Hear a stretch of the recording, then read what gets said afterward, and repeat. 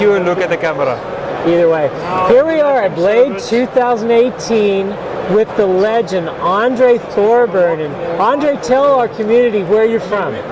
Brent, I'm from South Africa, staying in a small place in the bushveld called Bela Bela. It means boiling water. Quite hot, dry weather where we are. Now, you've been making knives for a long time. How many years have you made knives for? Started 26 years ago, and I'm making now 18 years that I make folders. And since 2004 we make the IKVS. One of the things that interested me as I would walk around and talk with knife makers from South Africa, many other knife makers have learned the trade from you. How do you do that? You make your own knives, but you also train others. Tell me about how that looks. The whole rationale behind this thing is if the opposition is stronger, you have to run faster.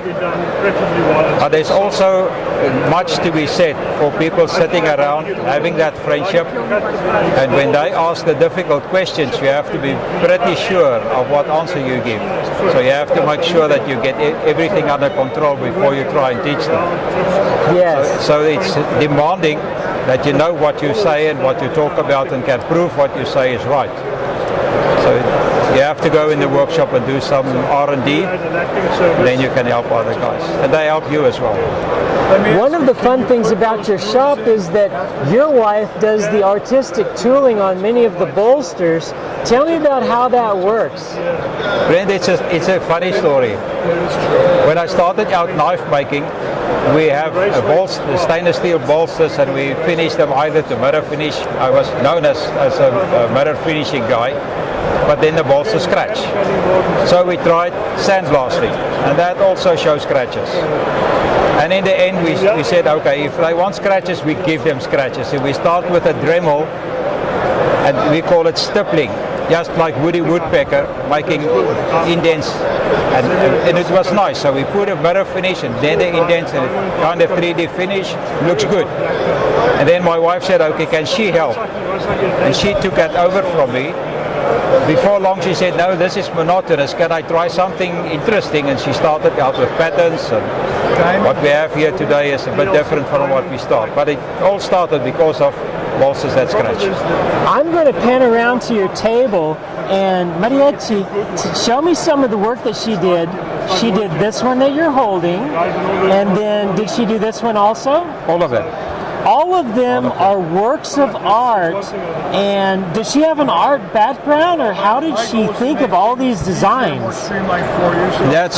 She starts about 3 weeks before a show or after she's collected all the orders, sitting down days on end, getting patterns and styles, and working from that, drawing it, then color it in the different colors that she can use.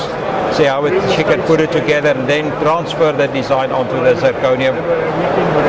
Do the initial stippling, then we blacken it with high heat, color it black, and then you start with the next high voltage color.